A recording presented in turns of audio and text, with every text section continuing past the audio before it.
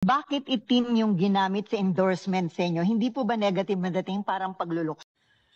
Ito, Manang Amy, unahin ko muna. Ano man yung motibo mo doon sa paghiring-hiring mo sa Senado, okay yun. Ayos na yun. Minsan, nasasayangan lang ako sa resources ng Pilipinas, pero hindi rin kasi ine-emphasize yung mga ilegalidad na ginawa ng administrasyon ng kapatid mo. So, okay na din. Kaya lang, sa totoo lang, alam nyo, talaga nagluluksa yung bayan.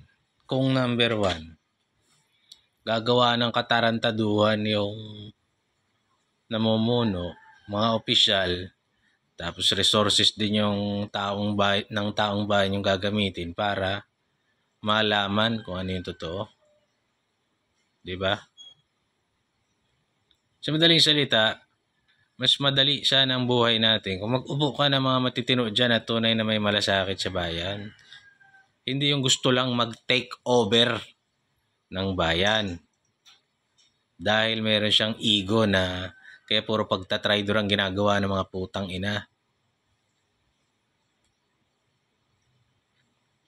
Mahirap yung ginagawa mahirap pagka masamang tao ka na nagpapanggap na mabait.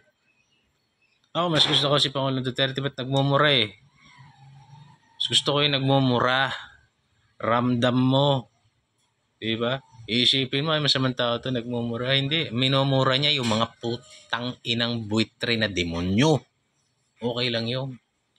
Kaysa yung plastic ang mga putang ina. Tapos demonyo naman. Diba? Talaga nagluluksa yung bayan, ma'am.